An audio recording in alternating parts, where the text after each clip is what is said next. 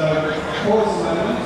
The interview is with the Assistant Minister for Health from Chris Davis, and Louise Davis, our QLD, who's living in the 2 days to draw attention to the issues of youth mental health, is about to do the interview. Let's stop for a moment, and I'm sure you'll have useful information. Thanks, Stan. Welcome to the Q, Dr. Chris Davis. We're very excited to have a member come and visit us in the Q, Nate, Michaela and myself, because obviously without government support and interest in what we're doing, it's very difficult to get enough funding to assist in the research that we're trying to achieve. The area of youth mental health, you had much contact with that before through your medical background? I certainly have, and I was at Prince Charles Hospital for 20 years as the director of geriatric medicine in Brittany, but we also did a lot of the general medicine, and so I worked very closely with the mental health service at Prince Charles Hospital, and I'm certainly aware of the needs of people with mental health, the needs of their carers, and very importantly, I think the opportunities to do things a lot better. And so that's why I'm very much thinking for facilitating this cube and people great advocacy, particularly for young people, because prevent some of the factors that lead to mental health issues in younger people that could be raised on awareness and research is the way forward. Certainly, when we first started looking into how we could affect severe mental health issues, we then decided we needed to look at a larger group of people, being young people aged 12 to 25, who are dealing with all manner of issues, from when they start with maybe anxiety or depression, and really looking at ways we can research treatments at that point of the scale before people get to severe psychosis and problems such as schizophrenia. We were just talking before about sleep as an issue, and that is something that we're going to look at in the Clear Thinking Research Centre. What other things have you been involved in terms of sort of that end of the end of the spectrum where young people can get the most help? I think it's just an awareness in school. Life is full of stressors, and it's very good to teach people coping skills and to recognise some of the triggers, issues such as sleep deprivation, but also to destigmatise the issues around mental health. I think people are feeling very depressed, not to try and be sort of stoical and sort of all out on the road. Hopefully most schools now have very good support programs, but also very critically a lot of general practitioner, also parents at risks for their children, and for them to provide very supportive environment for them facilitating access to care. We touched on sleep and just an awareness, of course, in this day and age where we're all under such pressure, and there's so many gadgets that we can use to keep us awake at night, and so just the need for sleep hygiene, identifying all the factors that are necessary to ensure that it's time for sleep or suitably set up for sleep, and we have a good night's sleep. And of course, there's a lot of evidence now that younger people need more sleep, and we should really be listening to people when they say they need to sleep, to put them under inappropriate pressure at times, getting up at 4 a.m. in the morning sometimes to go and do things, and so sleep hygiene is pretty much another parental responsibility.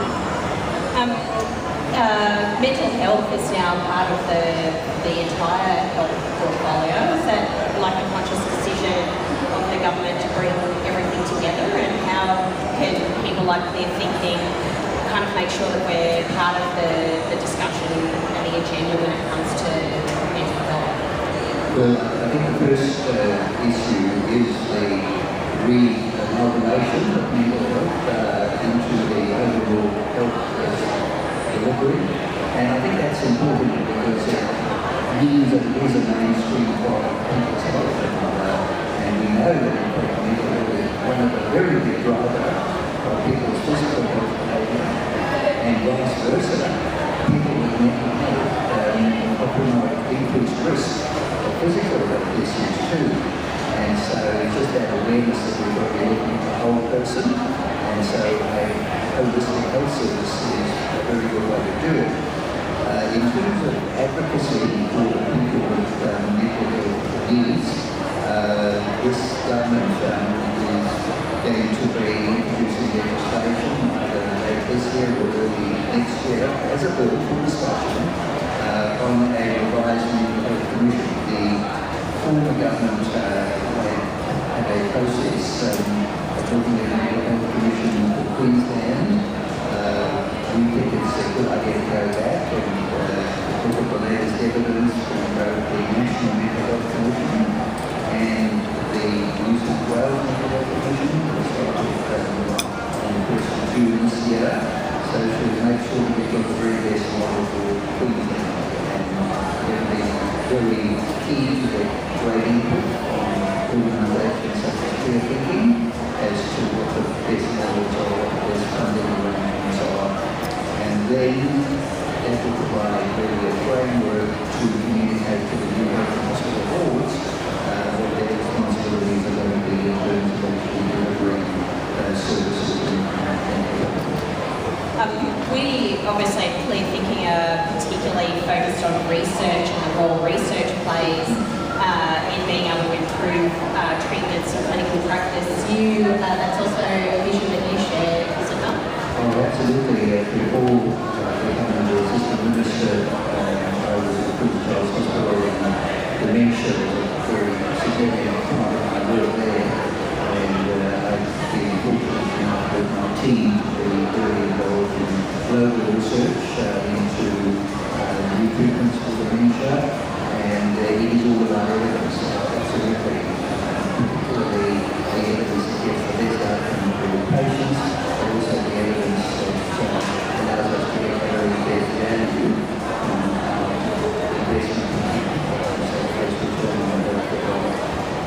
One of the, just remembered also that one of the points you were making before about everyone sort of staying up late, being on their Facebook page. We are actually trying to get more likes on our Facebook page while we're here. Do you have a Facebook page? Would you like us?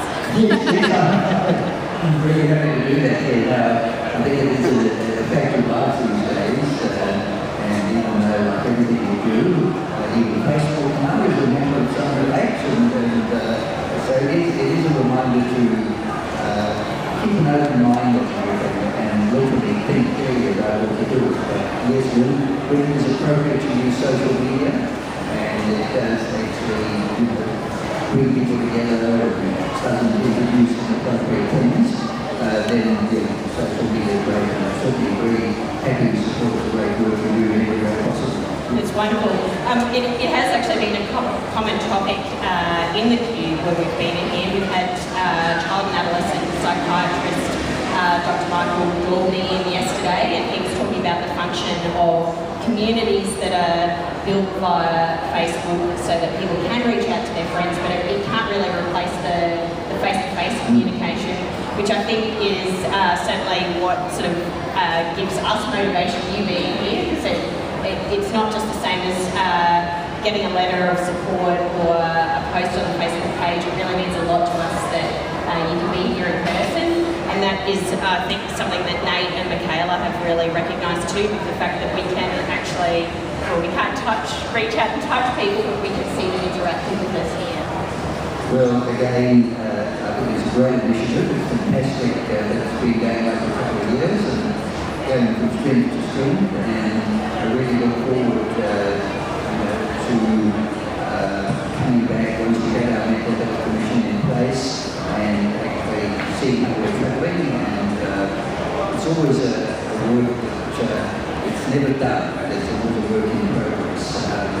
And we not only approaching it from a health perspective, but we're also approaching it from issues such as our education system, housing system and the whole social network that is so important for younger people, and also key issues like meaningful job opportunities children are so critical. So it's really a whole of government approach to mental health in younger people, and also very much that message that people must not experiment with their health, particularly in terms of drugs and alcohol.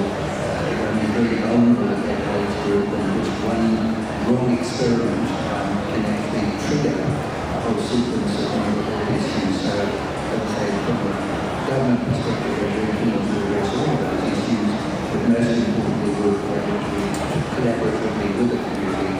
So, once again, we congratulate your thinking and wish you and your team success going forward. Thank you. Well, I'll just finally thank Dr. Chris Davis, for the Assistant Health Minister, for being here.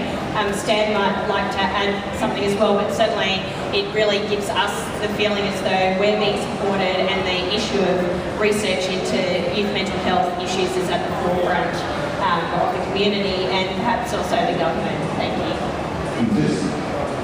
Well, thank you very much, Dr. Davis, and we are really honoured that you give up your time to be here today and to give that summary of where things are up to with the federal government's state mental health program. We are so delighted that you came here and so delighted that you've shown us